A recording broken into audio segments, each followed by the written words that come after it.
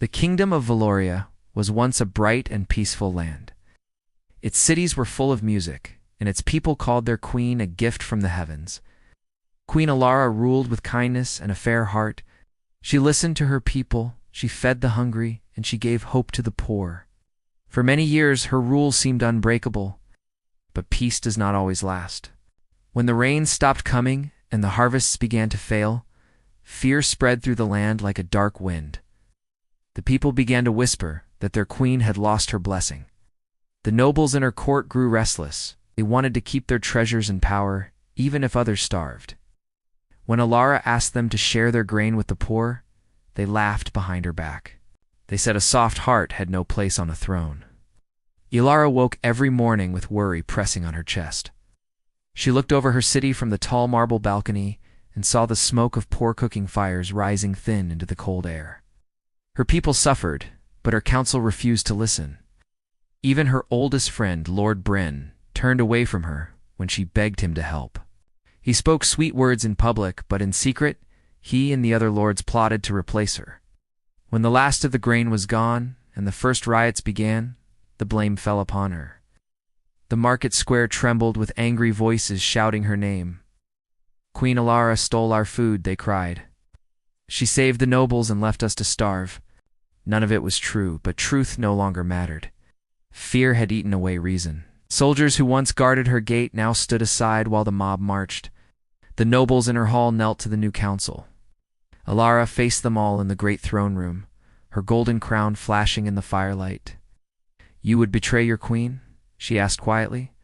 No one answered. The silence was sharper than a blade. At last Lord Bryn spoke. "You have led us to ruin. Step down, and the kingdom may yet survive." Alara looked at the faces she had trusted. Some turned away in shame. Others looked at her with cold pride. She felt her strength slip from her like water through her hands.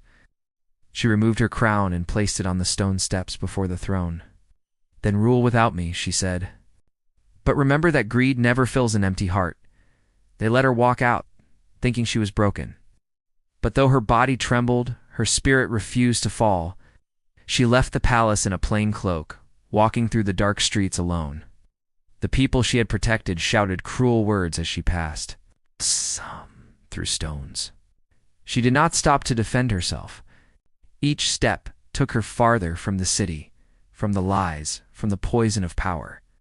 When dawn came, she reached the wide hills beyond the walls. The air was cold and clear. For the first time in years, she could see the world without guards, without gold, without chains of duty. She found a stream below a line of old trees and fell to her knees beside it, drinking the fresh water. Her reflection in the stream looked strange. Her crown was gone, her hair tangled by the wind, her face pale with sorrow and freedom. Days passed as she wandered through fields and forests. She slept beneath stars, ate wild berries, and warmed herself near small fires made from fallen branches. She did not know where to go or what future waited for her, only that she could not return. Sometimes she thought she heard voices in the wind, echoes of her past life, calling her back, but she kept walking. She crossed ruined bridges and empty villages. People she met along the way did not know her name, and for that she was grateful. A farmer's wife gave her bread out of kindness. A child offered her a flower. For the first time, these small acts meant more than the cheers of all her court once had. When night came again, she sat beside a broken stone well and looked at the stars.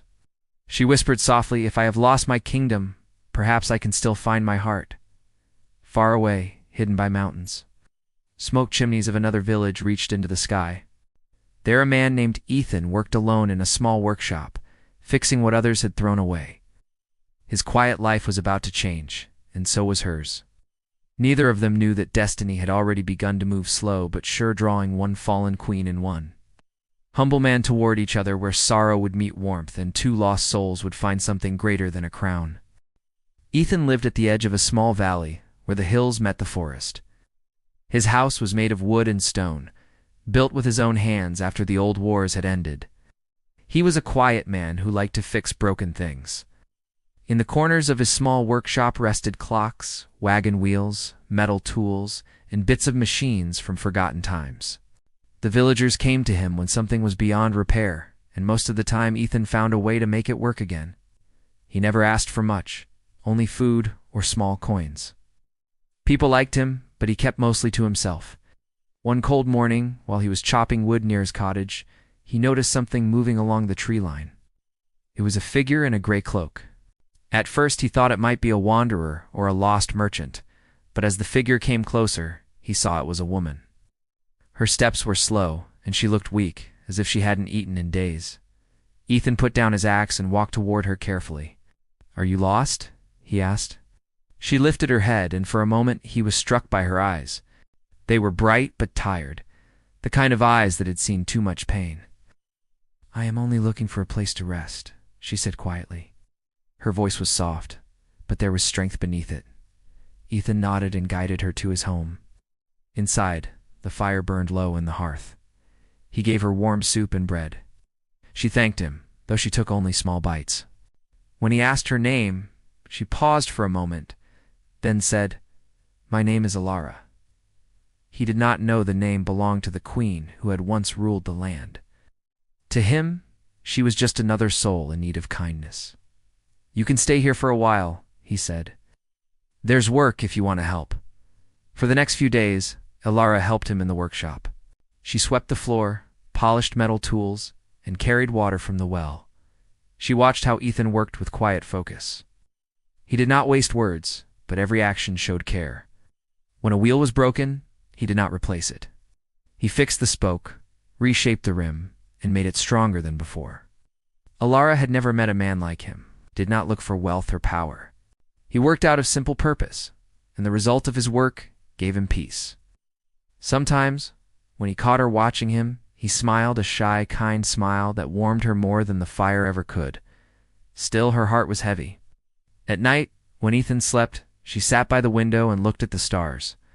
She remembered the throne room, the voices shouting, the crown on the floor. She wondered if her people still cursed her name. She wanted to tell Ethan the truth, but fear stopped her. He might treat her differently, she thought, or send her away. For the first time, she enjoyed being seen as an ordinary person. One evening, while the rain fell hard outside, the firelight flickered against the walls. Ethan sat carving a small wooden bird. Lara watched him as the flames danced between them. After a long silence, she said, "Do you ever feel like no matter how much you do, the world still finds fault in you?"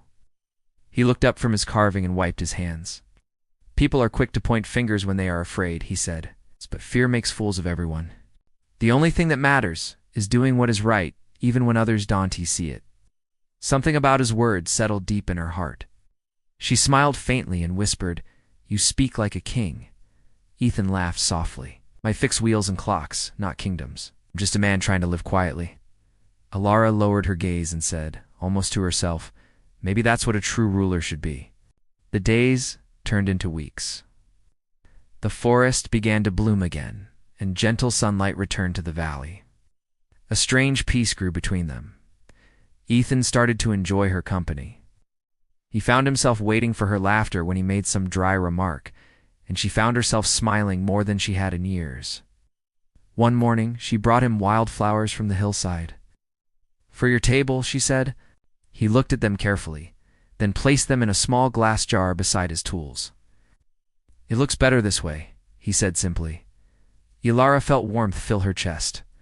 The world beyond seemed far away, yet deep down she knew this peace could not last forever. The past had long shadows, and they would soon find her again.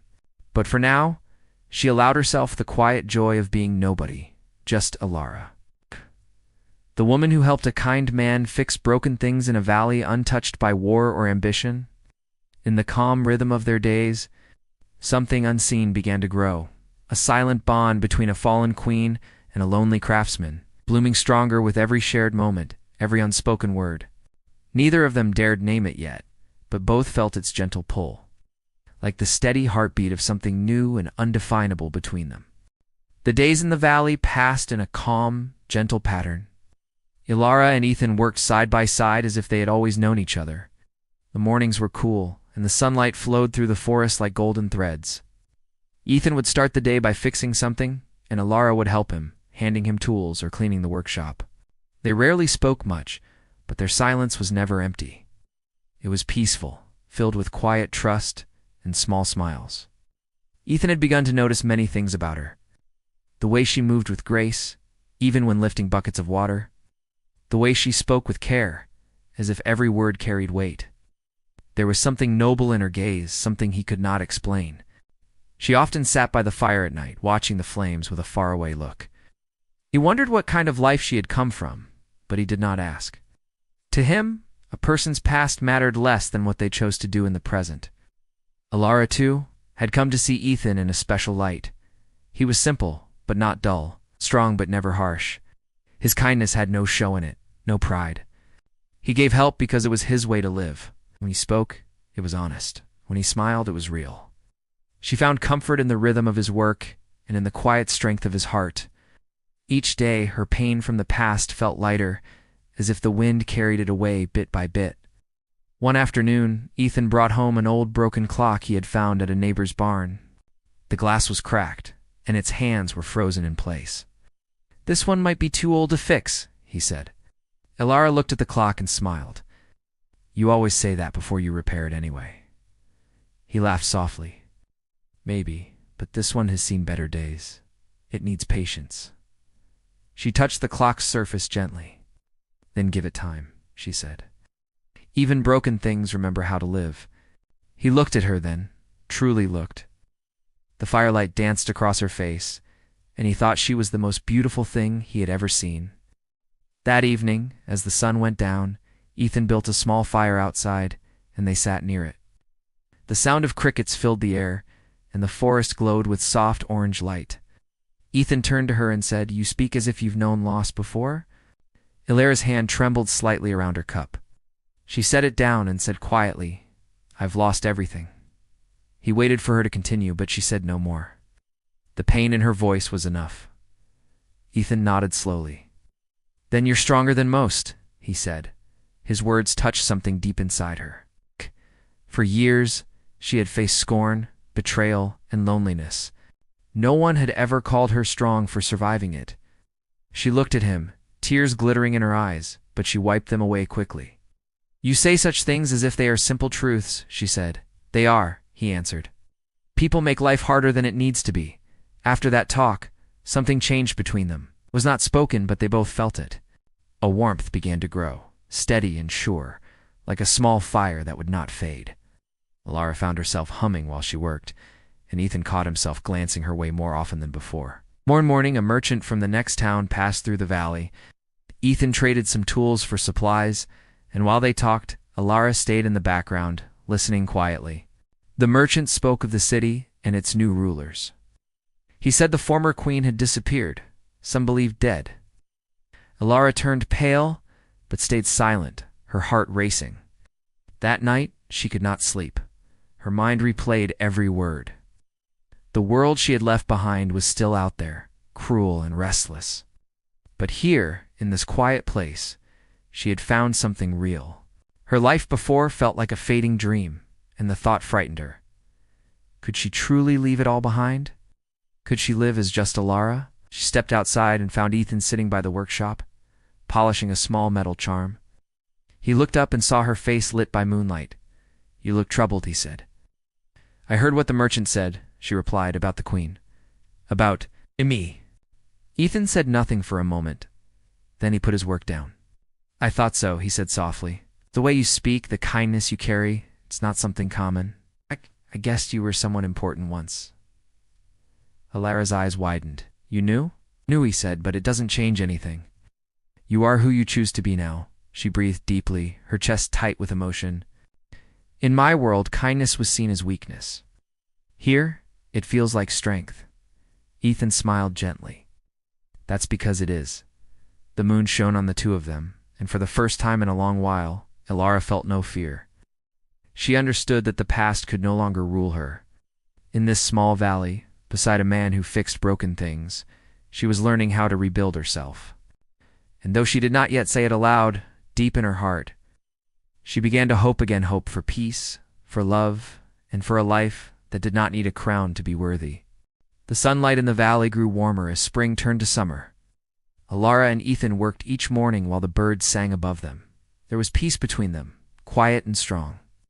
But peace never lasts forever, and the shadow of Alara's past had begun to creep closer. One afternoon, a tired traveler came down from the mountain road. He carried news that stirred the old pain in Alara's heart. He said that the new lords of Valoria were still fighting among themselves. The kingdom had fallen into greed and cruelty. The people whispered that life had been better under Queen Alara, though no one dared say it aloud. The traveler also said that soldiers were searching for someone matching her description, a woman thought to be the missing queen. When he left, silence filled the small house. Ethan looked at Alara. Her face had gone pale, but her eyes burned with worry. "They will come here soon," she said. "I cannot let you be dragged into my trouble." Ethan shook his head. "You're not trouble," he said simply. "You didn't do anything wrong. You tried to do what was right.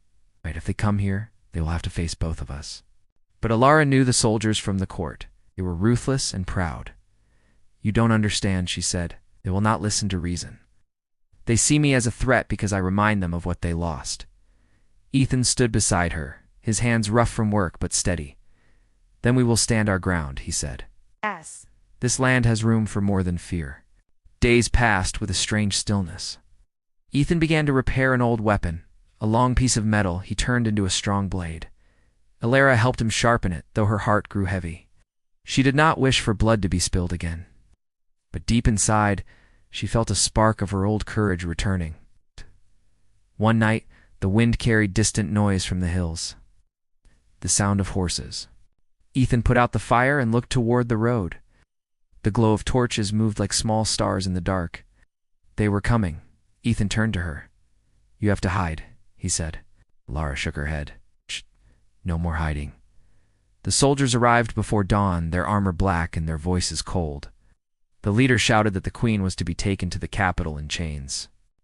The villagers woke in fear, but Ethan stepped forward before anyone else. He stood between the soldiers and the house. "She is under my protection," he said firmly. The captain laughed, craftsman playing hero. "Do not test us." Ethan did not move. Behind him, Alara stepped out of the doorway with calm eyes. The torchlight touched her face, and the men recognized her. Some hesitated. They remembered her kindness in better times, the food she had once sent to starving towns. The captain noticed their hesitation and shouted angrily, trying to drown out their guilt. Alara raised her voice, clear and steady. "You call me traitor," she said, "but you serve men who have poisoned this kingdom with greed. Look around you. Are you proud of what you protect?" The soldiers shifted uneasily. Ethan lifted the blade in his hand, not as a weapon of rage, but as a symbol of protection. One of the soldiers rushed forward, and a fight began. The clash of metal rang through the valley. Ethan moved with quiet strength, defending the village, pushing back against their cruelty. The villagers, seeing his courage and remembering the queen's old mercy, joined in. They took tools, stones, and whatever they could find. The soldiers, outnumbered and shaken, soon retreated into the forest, leaving behind their torches and the silence of defeat. The people cheered for Ethan and for Alara, though she still stood quietly among them. She looked at the faces lit by sunrise and realized that something greater than power had been born here. The people had stood together because they believed in something good again. Ethan turned to her, his arm cut but his spirit unbroken. "You are safe now," he said. Alara touched the edge of his hand gently. "Oh," she said softly, "she got you together." That day, the villagers began to rebuild what had been broken. The news of what happened spread far beyond the valley. People whispered that the lost queen lived again, not in grand palaces, but among the hearts of common folk. As the evening came, Alara and Ethan sat outside the small house once more, the air still carrying the scent of smoke and wildflowers. She looked at him and said, "You risked your life for me." He smiled a little. "You gave me something worth defending," he said. For a long time, neither spoke. The stars brightened above them, and the world, for that moment, seemed full of endless quiet promise. Alara knew the fight was not truly over. But she also knew she was no longer alone. What began as her flight from betrayal had become something much stronger, a story of courage, trust, and a love that had grown out of shared pain. As night deepened, she looked toward the sky and whispered to herself that even a broken kingdom could be healed, if its heart remembered how to be human again. Weeks had passed since the battle in the valley. Smoke had cleared, the wounds had begun to heal, and life seemed to breathe again. The people worked together with stronger hearts. They fixed the broken houses, planted new seeds, and shared their food the way Alara had once dreamed all people should. Ethan repaired tools for everyone, his hands never still. Ilara helped the old and the young, teaching them how to keep peace and fairness among themselves. Sometimes she stood on the small hill near the edge of the village to look out at the horizon. She could see the shadows of her old palace far away beyond the hills, shining faintly in the light. It no longer looked like home. It looked like a lesson from the past that she had finally learned. Villagers often came to thank her, calling her their true queen. She smiled but told them she was just Alara now, one of them. Yet deep down, she understood that she had become something greater than a queen. She had become a symbol of the goodness that survived even in dark times. Ethan noticed that she seemed at peace. But sometimes when she thought no one was watching, he saw a quiet sadness in her eyes. He wondered if she missed the world she had left behind. One evening, as the sun turned the sky gold, he asked her softly, "Do you ever wish to go back?" Lara looked at him and shook her head. "The palace may have gold walls, Ethan, but it has a cold heart. Here, I have found something warmer and brighter than any crown could give." He smiled, his eyes gentle. "Then this is your kingdom now," she laughed a little. "Our kingdom, perhaps." Days became months, and word of the valley's courage spread across the land. People who had once doubted Alara began to believe again. Some came in search of her, not to kneel but to learn.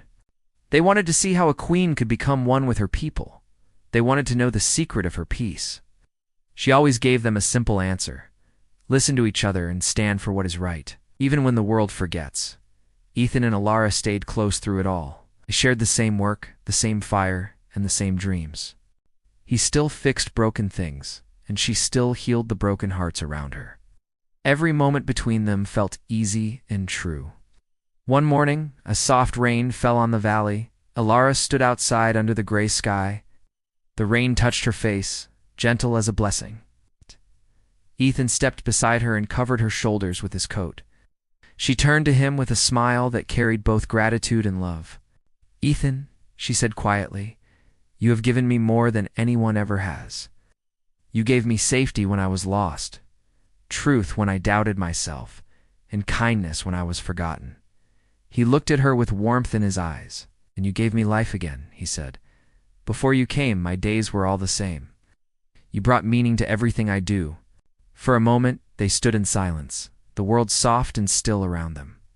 Then Alara spoke again, her voice trembling slightly. "Will you be my mate?" Ethan paused, taken by surprise. He had never expected such words from her, though he had long felt the same. He smiled gently. "Are you asking as a queen or as the woman I know?"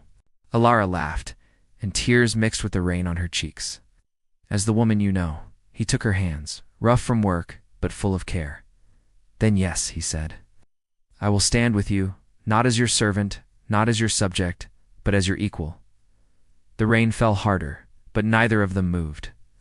Around them the valley seemed to bloom again, as if the earth itself agreed. The people of the village saw them together and knew something precious had begun. From that day forward, the valley changed. There were no more rulers or servants, no more greed, no more fear. People worked in harmony, guided by the example of Ethan and Alara.